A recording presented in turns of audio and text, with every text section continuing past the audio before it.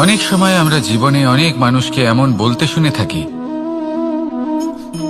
যে আমি অসফল হয়েছি কারণ আমার সময় ভালো যাচ্ছিল না। আমি এই জিনিসটা লাভ করতে চাইছিলাম কিন্তু করতে পারলাম না কারণ আমার সময়টা ভালো যাচ্ছিল না। আমি আমার জীবনে ওই মহান কাজটা করতে চাইছিলাম কিন্তু করতে পারলাম না। কেন?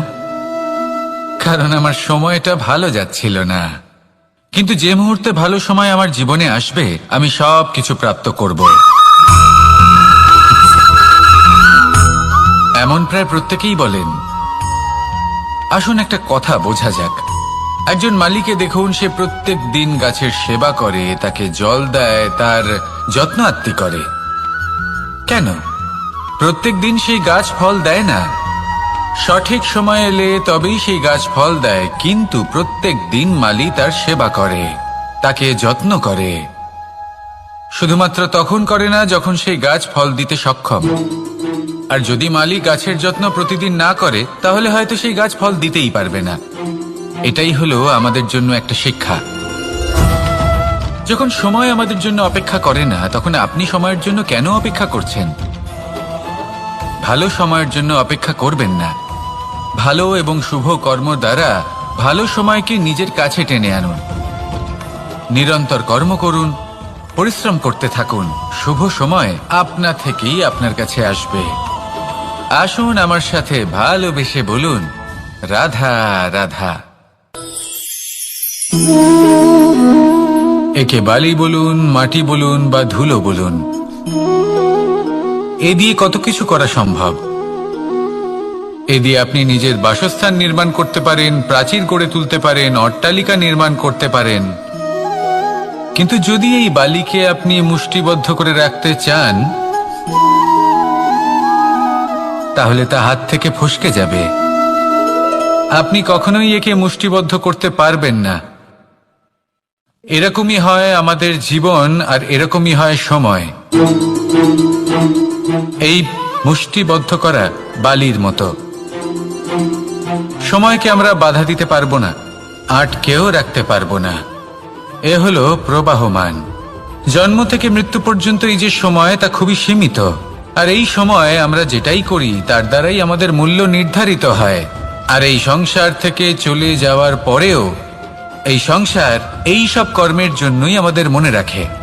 তাই যদি আপনি এটা ভাবেন যে আজ যে কর্ম করার ছিল আমি না হয় কাল করে নেব, কাল আমার লক্ষ্যে পৌঁছানোর কথা ছিল আমি পরশু পৌঁছবো, না, এই সময় খুব মূল্যবান, একে নষ্ট করবেন না। এই সময়কে সদ্ব্যবহার করুন, মহান হবার পথে অগ্রসর হন। একে যদি মুষ্টিবদ্ধ করে রাখার চেষ্টা করেন এই সময় থেমে থাকবে না। আসুন আমার সাথে ভালোবেসে বলুন, রাধা রাধা। আমাদের জীবনে অনেক ধরনের ব্যক্তি এসে থাকেন। কেউ কেউ আমাদের সাথে থেকে যান, কেউ আমাদের থেকে দূরে চলে যান। কেউ ভালো মানুষ হন, কেউ খারাপ মানুষ। কিন্তু আমরা সবসময় সেই সময়টাকে নিয়ে দুঃখ প্রকাশ করি যখন আমাদের জীবনে কোনো খারাপ ব্যক্তি প্রবেশ করেন। তারা আমাদের খারাপ অনুভূতি দেন, দুঃখ দেন, কষ্ট দেন। আমরা সবাই তাকে ভালো মন্দ কথা বলি। কিন্তু কেন? এমন বিভিন্ন ধরনের মানুষ, খারাপ মানুষ, ভালো মানুষ সবার জীবনেই আসেন এবং সকলকেই একটা অমূল্য শিক্ষা দান করে যান। এবার আপনি নিজেই ভেবে দেখুন, জীবনে যখন প্রথমবার আপনি আগুন স্পর্শ করেছিলেন তখন আপনি একটা শিক্ষা লাভ করেছিলেন যে আমাকে আগুনের থেকে একটু দূরে থাকতে হবে। তারপর আস্তে আস্তে আপনি শিখলেন যে কিভাবে এই আগুনকে নিয়ন্ত্রণে রাখতে হবে। তারপর আপনি শিখলেন যে কিভাবে নিজের জীবনে তাকে প্রয়োগ করতে হবে, তা সে অন্ধকারে প্রকাশ লাভ করার জন্য হোক বা খাবার বানানোর জন্য। সেইভাবেই কোনো খারাপ ব্যক্তি যখন আপনার জীবনে আসে কোনো শিক্ষা দিয়ে যান, তার প্রতি কৃতজ্ঞ থাকুন। তার বিষয় খারাপ ভাবার বা খারাপ অনুভূতি নিয়ে থাকার কোনো প্রয়োজন নেই। সেই শিক্ষা লাভ করুন, ইতিবাচক মনোভাব নিয়ে জীবনের সামনে এগোতে থাকুন। কেউ নেই যিনি আপনাকে বাধা দিতে পারেন। আসুন আমার সাথে ভালোবেসে বলুন, রাধা রাধা। এই সংসারে অনেক অনেক এমন জ্ঞানী আছেন যারা নিজের সমস্ত জীবন জ্ঞান অর্জন করতে অতিবাহিত করেছেন। এই সংসারে এমন কোনো বেদ নেই, কোনো পুরাণ নেই, কোনো শাস্ত্র নেই, কোনো ভাষা নেই যা ওনারা জানেন না। এমন কোনো বিষয় নেই যা নিয়ে ওনারা কোনো বক্তব্য রাখতে পারবেন না। কিন্তু আমরা এই সকল জ্ঞানীকে কি ভালোবাসতে পারি? এনাদের সকলকে সম্মান করতে পারি না। কারণটা কি? দেখুন, বেদ পড়া একটি আলাদা বিষয়, বেদনা বুঝতে পারা অন্য ব্যাপার। এবং বেদনা বোঝার জন্য, সেই জ্ঞান লাভ করার জন্য আপনাকে মন থেকে করুণা এবং প্রেমের সঠিক অর্থ বুঝতে হবে। সামনের ব্যক্তির বেদনা বুঝতে হবে, তার যন্ত্রণাকে বুঝতে হবে। তারপর যে জ্ঞান আপনি অর্জন করেছেন বেদ থেকে, পুরাণ থেকে, শাস্ত্র থেকে, তা প্রয়োগ করে তার বেদনার নিবারণ করা, সেটা বেশি গুরুত্বপূর্ণ। সেই জন্য জীবনে শুধুমাত্র শাস্ত্র এবং বেদ পড়ে জ্ঞান অর্জন করতে সময় নষ্ট করবেন না। মন থেকে প্রেমের কি অর্থ সেই বিষয়ে জ্ঞান লাভ করার চেষ্টা করুন। করুণাও বুঝতে চেষ্টা করুন। একজন শ্রেষ্ঠ ব্যক্তি হয়ে উঠুন আর আমার সাথে ভালোবেসে বলুন, রাধা রাধা। একটি হাতির শরীরে কত বল থাকতে পারে সেটা আমরা সবাই জানি। একটা প্রহারেই বিশালাকার প্রাচীর ভেঙে পড়তে পারে। কিন্তু সেটা তখন হয় যখন সেই হাতির নিজের শক্তির বিষয়ে কোনো ধারণা থাকে। যদি সেই হাতিকেই বন্দী করে নেওয়া হয়, তাহলে সেই হাতি তার পরাধীন থাকার অভ্যাস হয়ে যায়। এই পরনির্ভরশীলতা আমাদের শরীরকে নয়, আমাদের মনকে বন্দী করে ফেলে। আর তার পরিণাম হলো এটাই যে আমাদের নিজেদের ওপর নিয়ন্ত্রণ থাকেই না। যদি নিজের ওপর নিয়ন্ত্রণ না থাকে, তাহলে নিজেদের প্রকৃত শক্তির সাথে আমরা কিভাবে পরিচিত হব? সেই জন্য এই সংসারের সব থেকে বড় আনন্দ হলো স্বাধীনতা। এই স্বতন্ত্রতাকে আনুন নিজের বিবেচনায়, নিজের চিন্তা ভাবনায়, নিজের জীবনে। কারোর কথায় প্রভাবিত হবেন না। নিজের বিবেকবোধ জাগ্রত করুন এবং এগোতে থাকুন।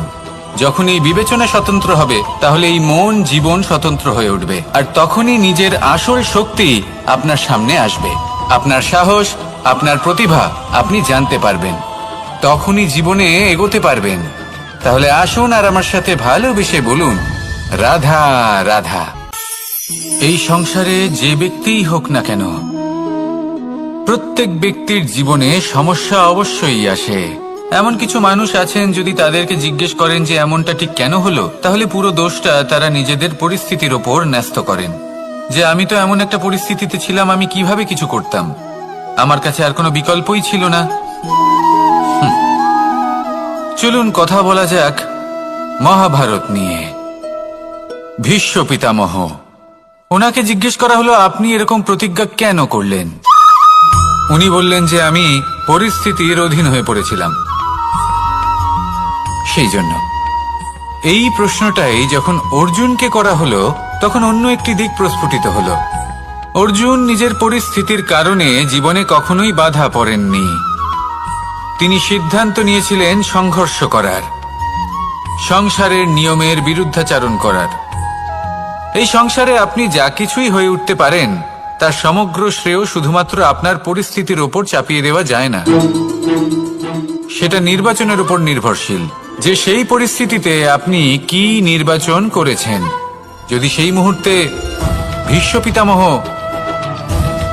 স্থিরতার সিদ্ধান্ত নিতেন, বিশ্লেষণ করার সিদ্ধান্ত নিতেন যে কি উচিত কি অনুচিত, কারা ধর্মের পক্ষে কারা ধর্মের বিপক্ষে, যদি শুধুমাত্র অস্ত্র হাতে ধৃতরাষ্ট্র এবং দুর্যোধনের বিরোধিতা করতেন, যদি শুধু এটুকু করতেন, তাহলে মহাভারতের মতো মহাযুদ্ধ কখনোই হতো না।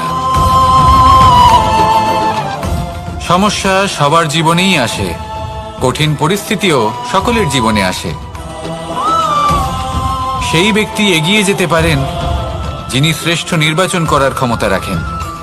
তাহলে সেটাই করুন আর আমার সাথে ভালোবেসে বলুন, রাধা রাধা। রাধা কখনো কখনো আমার জন্য বড়ই সুগন্ধি আতর নিয়ে আসে, পারিজাত ফুলের মালা নিয়ে আসে আমার প্রসাধন করবে বলে, এবং আমার সব থেকে বেশি প্রিয় মাখন নিজে হাতে বানিয়ে আনে আমাকে নিজে হাতে খাইয়ে দেবে বলে। সবকিছু আমাকে প্রসন্ন করবে বলে। কিন্তু আপনি কখনো ভেবেছেন যে এই আতর কিভাবে বানানো হয়? সহস্র ফুলের পাপড়ি একসাথে পিষে নিতে হয়, তারপরে তার থেকে যে রস নিঃসৃত হয় সেই রস দ্বারাই আতর তৈরি হয়। অনেক সংখ্যক ফুলকে অসীম যন্ত্রণা ভোগ করতে হয়, তবে তারা আমার প্রসাধন সামগ্রী হয়ে উঠতে পারে। দুধ থেকে মাখন তৈরি করার জন্য কতটা পরিমাণ মন্থন সহ্য করতে হয় সেটা আপনি জানেন। ঠিক সেই রকমই হলো আমাদের জীবনও। বিপদও আসে, কঠিন পরিস্থিতিও আসে, এর সম্মুখীন হতে শিখুন। মনে রাখবেন, আপনি হলেন সেই দুধ যাকে মন্থন সহ্য করতে হবে মাখন হয়ে ওঠার জন্য। মনে রাখবেন, আপনি হলেন সেই ফুলের মতন যাদের পিষ্ট হতে হবে সুগন্ধি আতর হয়ে ওঠার জন্য, যাকেই সংসার পছন্দ করে। কখনো কখনো জীবনে আপনার সাথে খারাপ শুধুমাত্র এই কারণে ঘটে যাতে আপনার শ্রেষ্ঠ রূপ এই সংসারের সামনে আসতে পারে। শুধুমাত্র কঠিন পরিস্থিতি এবং বিপদকে একটা সুযোগ হিসেবে দেখার চেষ্টা করুন। আপনার জন্য এই সংসার বদলে যাবে, সংসারকে দেখার দৃষ্টিভঙ্গি পাল্টে যাবে, আপনার ভাগ্য পাল্টে যাবে, আর এই মন প্রসন্ন হয়ে বলবে, রাধা রাধা। জীবনে অনেক সময় আমরা এটা দেখে থাকি যে আগামী প্রজন্ম সেই কাজটি করে যেটা তার পূর্ববর্তী প্রজন্ম করে গেছেন। একটা উদাহরণ দিই তাহলে দেখুন, একদিকে আছে মাতা পিতা যারা আজীবন সংঘর্ষ করেছেন ধন অর্জন করার জন্য, তারপর তারই সন্তান তার সাথেই লড়াই করে তার থেকে সমস্ত সম্পত্তি ছিনিয়ে নিল। তারপরে যত সময় অতিবাহিত হয় সেই সন্তানের সাথেও সেই একই ক্রিয়া ঘটতে থাকে, তার সন্তান তার সমস্ত সম্পত্তি ছিনিয়ে নেয়। তাহলে এমন কি সঞ্চয় করবেন যা পরবর্তী প্রজন্মকে দিয়ে যেতে পারেন সেই বিষয়ে ভাবুন। ভেবে দেখুন, এই যে ধন সঞ্চয় আপনি করছেন এর আসলে লাভ কি? অবশ্যই আবশ্যক, কিন্তু এটাই কি শুধু সবথেকে গুরুত্বপূর্ণ বিষয় যেখানে আপনি জানেন যে আপনি এই সম্পত্তি ভোগ করতে পারবেন না, কারণ এই সমস্ত সম্পত্তি আপনাকে পরবর্তী প্রজন্মের হাতে সঁপে দিতে হবে। তাহলে ধন সঞ্চয় করুন, কিন্তু এমন একটা সম্পত্তি কেন সঞ্চয় করা উচিত নয় যার উপভোগও আপনি করতে পারবেন, পরবর্তী প্রজন্মকেও দিয়ে যেতে পারবেন, আর মতভেদও হবে না। এমন সম্পত্তি আছে, আর এই সম্পত্তি হলো প্রেম। যদি আপনার মনে কোনো কিছু সঞ্চয় করার বাসনা জেগে ওঠে তাহলে প্রেম সঞ্চয় করুন। সেটা পরবর্তী প্রজন্মও পাবে এবং সেই প্রজন্ম ভবিষ্যতে ভালোবাসা ছড়াতে থাকবে, আর তখন এই মন সুপ্রসন্ন হয়ে বলবে, রাধা রাধা। অনেক সময় মানুষ অতীতকে দেখেন আর তখন অহংবোধে পরিপূর্ণ হয়ে ওঠেন। কখনো বর্তমানের দিকে তাকান, ভবিষ্যতের দিকে তাকান আর পরিতৃপ্তিতে ভরে ওঠেন। কেন বুঝতে পারেন না একটা সহজ কথা? এই যে সৃষ্টি, এই সৃষ্টি হলো একটা বড় চক্র যা বারংবার আপনার কাছে ফিরে আসবেই। কঠিন থেকে কঠিনতর পরীক্ষায় আপনাকে নিযুক্ত করবে যাতে আপনাকে উত্তীর্ণ হতেই হবে। যা কাল ছিল তা আজ নেই, এটা সবাই জানেন। যা আজ আছে তা হয়তো কাল থাকবে না, এটাও আপনাকে মেনে নিতে হবে, তাও আবার হাসি মুখে। শান্ত থাকতে শিখুন আর কখনোই মনের মধ্যে অহংকার উৎপন্ন হতে দেবেন না। হতে শিখুন সেই হিমবাহের মতো। হয়তো এই জন্যই এত শীতল থাকে কারণ ও জানে গতকালও জল রূপে ছিল, আজ বরফ রূপে হয়তো আছে, কিন্তু কাল পুনরায় সে জলেই পরিণত হবে। নিজেকে শান্ত রাখুন। হয়তো আজ আপনি সাফল্যের শিখরে আছেন, হয়তো বা নেই। আপনাকে প্রত্যেক দিন অবশ্যই দেখতে হবে। শুধু নিরন্তর প্রচেষ্টা করতে থাকুন, প্রত্যেক পরিস্থিতির জন্য তৈরি থাকুন, আর একে ভারসাম্যে রাখতে শিখুন। আপনার কাল হোক, আজ হোক বা আগামীকাল, আপনার ভালো দিন হোক বা খারাপ দিন, সব পবিত্র হয়ে যাবে। তাহলে আসুন আর আমার সাথে ভালোবেসে বলুন, রাধা রাধা। এই সংসারে এমন কোনো পর্বত নেই যা এতটাই উঁচু যে মানুষ তার শিখরে পৌঁছতে পারবে না, তাকে অতিক্রম করতে পারবে না। এই সংসারে এমন কোনো সাগর নেই যা কিনা এতটাই গভীর যেখানে মানুষ তার তলদেশে পৌঁছে ফিরে আসতে পারবে না। একটা ছোট্ট বরফের টুকরো পর্বতের শিখরে গলে গিয়ে বইতে থাকে, আর দেখতে দেখতেই তা মহানদী গঙ্গায় পরিবর্তিত হয়। এর কারণ কি? এর কারণ হলো প্রচেষ্টা, প্রারব্ধ নয়। এই প্রচেষ্টাই সুনিশ্চিত করে যে আপনার প্রারব্ধ কি হবে। এই সমস্ত কিছু হলো প্রচেষ্টা আর প্রারব্ধের খেলা। আপনার প্রচেষ্টা যেরকম হবে আপনার প্রারব্ধ সেরকমই হবে। আর আপনার প্রচেষ্টা যদি উচ্চ মানের হয় তাহলে প্রারব্ধকে আপনার সামনে নত হতেই হবে। কি বলেন? তাহলে আসুন আমার সাথে ভালোবেসে বলুন, রাধা রাধা। অনেক সময় যখন আমরা কর্ম করি, সাফল্য লাভ করি, কঠিন পরীক্ষায় উত্তীর্ণ হই, বড় কাজ করি, আমাদের মনে হয় এই সংসার আমাদের একটু প্রশংসা করুক, ভালো লাগে। অনেকবার মনে হয় এটা হলো আমাদের কর্মের ফলই বটে, আমরা আনন্দ পাই। কিন্তু যখন আমরা এই প্রশংসা পাই না, তখন কি হয়? আমরা দুঃখী হয়ে যাই, ভেঙে পড়ি। মনে হয় যেন আমার জন্য কেউ চিন্তাই করে না। এমন মনে হয় যেন আমাদের আনন্দে অন্য কেউ আনন্দই পায় না। অনেক রকম ভাবনা আসে। কিন্তু আমি আপনাকে একটা প্রশ্ন করতে চাই, আপনি যে কাজই করেন না কেন, যে কর্মই করেন না কেন, তা কি শুধুমাত্র প্রশংসার জন্য করেন? যদি এরকম হয়ে থাকে তাহলে সেই ভাবনা এক্ষুনি ত্যাগ করুন, কারণ এই প্রকৃতি আমাদের অন্য শিক্ষা দেয়।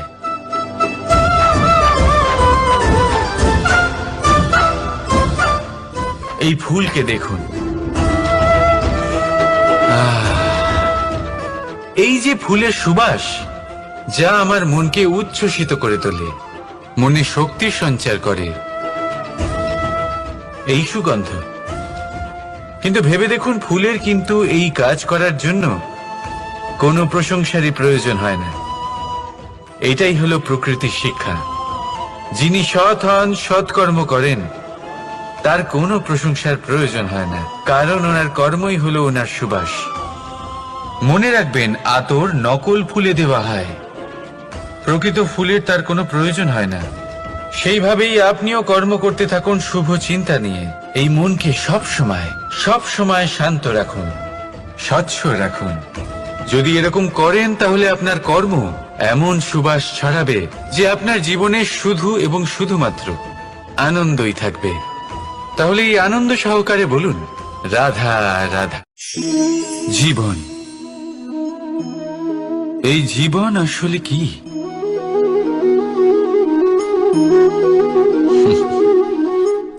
এই প্রশ্ন সবার মনেই এসে থাকে।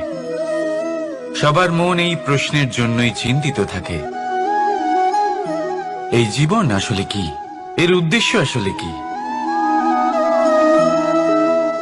কি করা যেতে পারে এই জীবনে? এই জীবন কি কিছু পাওয়ার,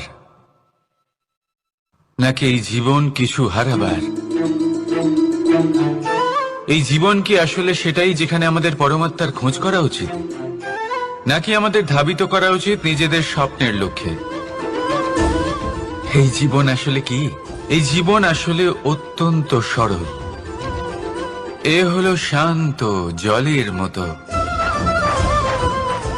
একটা আয়নার মতো এই জীবন। এই জীবন আসলে ঠিক যেন এক আয়নার মতো। আয়না কি করে? আপনাকে সেটাই দেখায় যা আপনি করে থাকেন। আপনি হাসি মুখে আয়নার দিকে তাকান, আয়না আপনাকে আপনারই মুখ দেখাবে সেই হাসি সমেত। আপনি রেগে গিয়ে আয়নার দিকে তাকান, আয়না আপনাকে সেটাই দেখাবে। আপনি প্রসন্নভাবে হেসে আয়নার দিকে তাকালে আয়না আপনাকে সেটাই দেখাবে। এটাই হলো জীবন, একটা আয়নার মতো। আপনি এটা ভাববেন না যে এই জীবন আপনাকে কি দিয়েছে, বরং এটা ভেবে দেখুন যে আপনি এই জীবনকে কি প্রদান করেছেন। যদি আপনি এই জীবনকে সুখ প্রদান করেন, আনন্দ দিতে পারেন, ভালোবাসা দিতে পারেন, তাহলে এই জীবনও আপনাকে সুখ, আনন্দ আর ভালোবাসাই দেবে। তাহলে আসুন এই সুখ, আনন্দ আর ভালোবাসা দিয়ে বলুন, রাধা রাধা। সংসারে অনেক সময় এরকম হয় যে আমরা খুব সমস্যায় থাকি, খুব বিপদের মধ্যে থাকি। আর সেই সমস্ত মানুষ যারা আমাদের কাছের মানুষ, আমাদের আপনজন, তারা আমাদের ত্যাগ করে চলে যান। আমরা এই সময় দুঃখ পাই, নিরাশ হয়ে পড়ি এবং একা একাই সেই সমস্যাকেও কাটিয়ে উঠি। এবার পরিস্থিতি যেমন খুশি হোক না কেন, সেই সব মানুষ যারা এমন সময় আপনাকে ত্যাগ করেছেন, তাদের প্রতি ক্রুদ্ধ হওয়া, অভিমান করা, এটা অনুচিত। আমি বলবো তাদের প্রতি কৃতজ্ঞ থাকুন। আমি বলবো তাদের ধন্যবাদ জানান যে তারা এমন সময় আপনার সঙ্গ ত্যাগ করেছেন যখন আপনার তাদের সব থেকে বেশি প্রয়োজন ছিল। কারণ দেখুন, হয় তাদের বিশ্বাস ছিল যে আপনি নিজেই এই বিপদ থেকে বেরিয়ে আসতে পারবেন, বা তাদের ত্যাগ করার জন্য আপনি নিজের উৎসাহ বাড়িয়ে তুললেন, আপনি নিজের শক্তি বাড়ালেন এবং নিজে সেই সমস্যা থেকে বেরিয়ে আসলেন। নিজের খারাপ সময়কে আপনি নিজেই ভালো সময় করে তুললেন। শেষ পর্যন্ত আপনি আরো শক্তিশালী হয়ে উঠলেন, আরো শ্রেষ্ঠ হয়ে উঠলেন। আর এটাই তো আপনার বিজয়, যার কারণ হলো তাদের আপনাকে ত্যাগ করা। তাহলে তাদের ধন্যবাদ জানান আর আমার সাথে ভালোবেসে বলুন, রাধা রাধা। দোল উৎসবে এই সমগ্র সংসার রং নিয়ে খেলা করে, কিন্তু এই রঙের সারমর্ম এই সংসার কি জানে? কখনো দেখেছেন একটা চিন্তিত মুখ শুধুমাত্র রঙের স্পর্শ পেয়ে আনন্দিত হয়ে ওঠে? দোলে আমরা কি করি? পুরাতনকে ত্যাগ করি আর নতুনকে স্বাগত জানাই। শিশিরকে বিদায় জানিয়ে এক সুন্দর, এক নতুন ঋতুকে আগমন জানাই। দুশ্চিন্তা দূর করে আসার নতুন রঙে রঙিন হয়ে ওঠা, নিজেকে আনন্দিত করা, এটাই তো হলো দোল। এবার দোলের একটা ব্যাপার আছে, দুটো রঙে একসাথে রঙিন হওয়া যায় না। একটা রং উঠলে তবেই আরেকটা রং লাগা সম্ভব। আরো একটা প্রশ্নও রয়েছে, কোন রংকে তুলে দিয়ে কোন রং মাখানো যেতে পারে? যদি আপনাকে উদাহরণ দিই, লোভের এই রং, তা যতক্ষণ লেগে থাকবে আনন্দের রং লাগতে পারবে না। যা হয়েছিল দ্বারকাবাসী এবং সামন্তক মণির মধ্যে। ভ্রান্তির রং যতক্ষণ লেগে থাকবে সত্যের রং লাগতে পারবে না, যা হয়েছে রুক্মিণীর সাথে। আর হিংসার এই রং যতক্ষণ লেগে থাকবে প্রেমের রং ততক্ষণ লাগতেই পারবে না, যা হয় আপনার আমার সবার সাথে। তাহলে আসুন একসাথে মিলে দোল পালন করি এবং সবকিছুর উপরে বিজয় লাভ করি। অন্ধকারের স্থানে আলোর, ভ্রান্তির স্থানে সত্যের, হিংসার স্থানে প্রেমের, আর লোভের স্থানে আনন্দের এই সুন্দর রং মাখাই। শত্রুতা, ঘৃণা, হিংসা, এই সব কিছু ত্যাগ করি আর সকলের সখা হয়ে উঠি। আর ভালোবেসে বলি, শুভ দোল। হ্যাঁ, ওটা তো আমরা অবশ্যই বলবো, রাধা রাধা। আমাদের মনে সবসময় একটা প্রশ্ন এসেই থাকে, এই জীবন যা কিনা ঈশ্বর আমাদের দিয়েছেন, একটা জীবন। ঈশ্বর এক আত্মা দিয়েছেন পৃথিবীতে বাঁচার জন্য। যতদূর আমরা জানি আমাদের কাছে একটাই জীবন রয়েছে। আমরা ভাবি এই জীবন গুছিয়ে কিভাবে রাখা যায়। প্রত্যেক মানুষ ভাবেন যে আমি কি করি যাতে এই জীবনকে গুছিয়ে রাখা যায়, কিরকম কর্ম করব, কিরকম পুণ্য করব, কি ধরনের শাস্ত্র পড়ব যাতে আমি সেই জ্ঞান অর্জন করি যাতে জীবনটা সুন্দর করে তুলতে পারি। আমাদের সমগ্র জীবন কেটে যায় এই প্রশ্নের উত্তর খুঁজতে, সেই শাস্ত্র অধ্যয়ন করতে। এমন অনেক মানুষ তাও বুঝতে পারেন না। আসুন আজ আমি আপনাকে একটা সহজ কথা বলি, যার দ্বারা আপনি নিজের জীবন সুন্দর করবেন। জীবন, জিহ্বা, এদের দুজনেরই হলো একটাই রাশি। জিহ্বা অর্থাৎ আপনার কথা, এই কথাকে সংযত রাখুন, একে সুন্দর করে তুলুন, মধুর কথা বলুন, যতটা সম্ভব একে নিয়ন্ত্রণে রাখুন। আপনার জীবন সুন্দর হয়ে উঠবে। কারণ এই শব্দ হয় অত্যন্ত শক্তিশালী। এটা হলো এমন এক বন্ধন যা আপনার সামনের মানুষকে আপনার ব্যক্তিত্বের সাথে জুড়ে দিতে পারে। তাই এই শব্দ সংযত রাখুন, একে সুন্দর করে তুলুন। আপনার জীবন আপনা থেকেই সুন্দর হয়ে উঠবে। আর আসুন, এই মধুর সুন্দর অনুভূতি দিয়ে বলুন, রাধা রাধা। এই জীবন আসলে কি? এ হলো জন্ম থেকে মৃত্যু পর্যন্ত এই সময়। কিছু মানুষ এটা বলে থাকেন যে এই যে নিঃশ্বাস নিচ্ছি, এই হলো জীবন।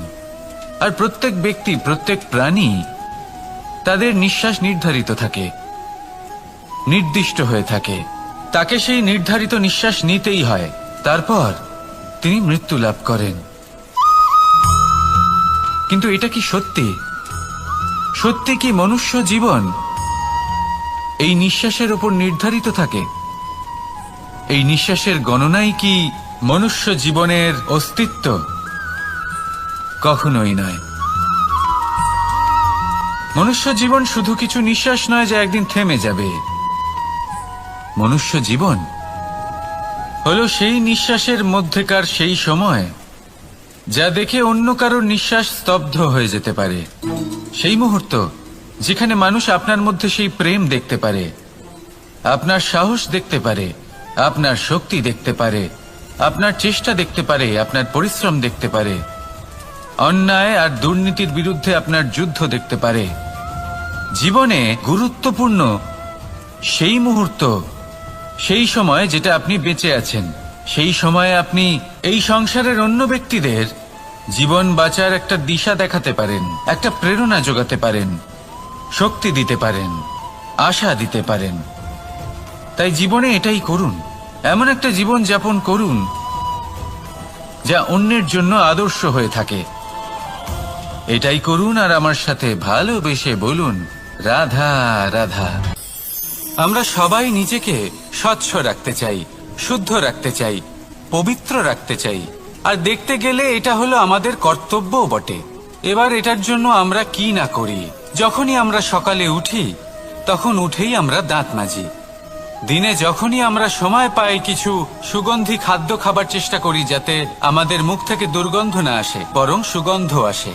এই পা দুটো আমরা শুদ্ধ রাখার জন্য, পবিত্র রাখার জন্য যখনই আমরা বাড়ির বাইরে যাই পাদুকা পায়ে দিয়ে যাই, আর যখন ফিরে আসি আমরা জল দিয়ে পা ধুয়ে নিই।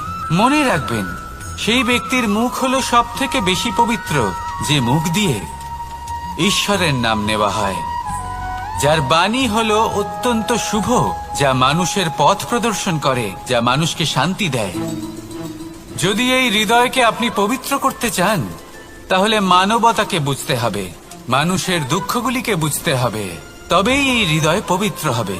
এই পা দুটো যদি আপনি পবিত্র করতে চান তাহলে কোনো তীর্থস্থানে যান।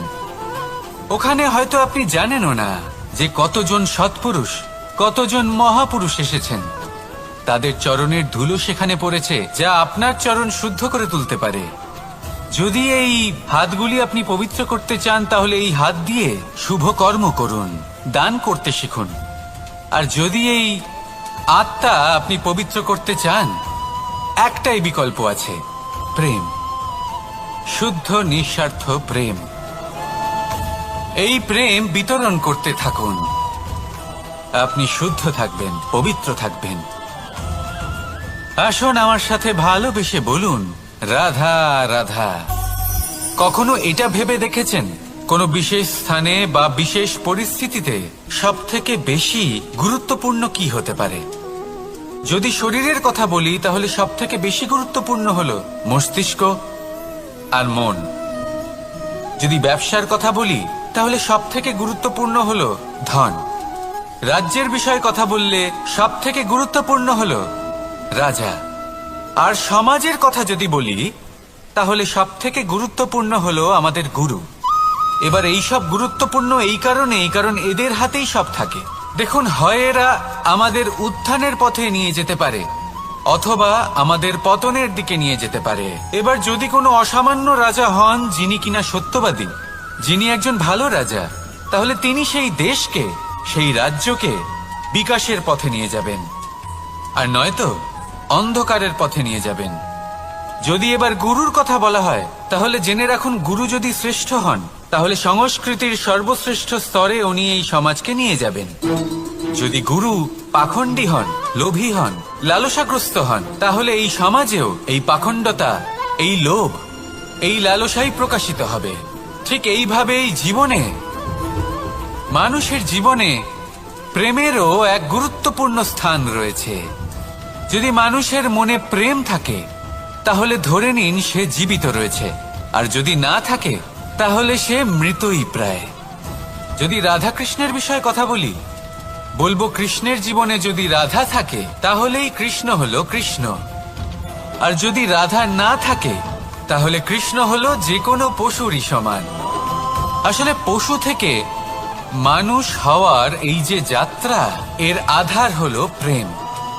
এই প্রেমকে মনে জাগ্রত করে রাখুন, আর আমার সাথে ভালোবেসে বলুন, রাধা রাধা। প্রেম, এই প্রেম আসলে কি? বেশিরভাগ মানুষই বুঝতে পারেন না, কিন্তু এটাতে তাদের কোনো দোষ নেই, কারণ তাদের কাছে প্রয়োজনীয় জ্ঞানই নেই। এবার প্রেমের বিষয়ে আজ আমি একটা ছোট্ট কথা বলতে চাই। আপনি দেখবেন কিছু মানুষ যখন কাউকে ভালোবাসেন, তখন তাদের মনে হয় সেই ব্যক্তির ওপর ওনার অধিকার রয়েছে। এবার সেই অধিকারের বোধে ফেঁসে গিয়ে নিজেই ক্রুদ্ধ হয়ে বসেন যে ও আমার কথা মনে করলো না, ওর স্মৃতিতে আমার কোনো স্থান নেই, ও আমার সাথে কথাই বলতে ভুলে গেছে, ইত্যাদি ইত্যাদি অনেক কারণ হতে পারে। আমি আপনাকে একটা প্রশ্ন করি, এই যে স্মৃতিগুলি, এটাই কি ভালোবাসা? কখনোই নয়।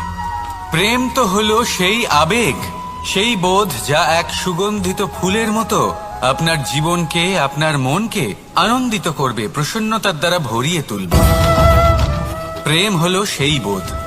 তাই যদি আপনি প্রেমকে বুঝতে চান, তাহলে প্রেমের ভাবনাকে বোঝার চেষ্টা করুন। প্রেমকে যদি যাপন করতে চান, তাহলে আবেগের দ্বারা যাপন করুন, স্মৃতির দ্বারা নয়। স্মৃতির কি আছে? আজ আছে, পরবর্তীকালে নাও থাকতে পারে। সময়ের সাথে এই স্মৃতি ফিকে হয়ে যেতে পারে, কিন্তু এই আবেগ, তা চিরকাল মনের মাঝে থেকে যায়। তাই আসুন আর আমার সাথে ভালোবেসে বলুন, রাধা রাধা। রাজ্য, শাসন, সাম্রাজ্য, সংস্থাপনা, এগুলিকে সফল কখন বলা যেতে পারে? কোনো কোনো বুদ্ধিজীবী বলেন তখন যখন চারিদিকে শান্তি থাকে, কারোর মনে কোনো প্রশ্ন থাকবে না, শঙ্কা থাকবে না। কিন্তু আমার মনে হয় এটা অনুচিত। কোনো রাজ্যের পক্ষে বা কোনো শাসনকালে সবথেকে বড় সংকট তখন আসে যখন সবথেকে বেশি যোগ্য ব্যক্তি বা সবথেকে বেশি বিদ্বান ব্যক্তিও শুধু মুখদর্শক হয়ে বসে থাকেন। মনে প্রশ্ন আসতে থাকে কিন্তু জিজ্ঞেস করেন না, শঙ্কা উৎপন্ন হয় কিন্তু ব্যক্ত করতে পারেন না। এটা খুবই অনুচিত।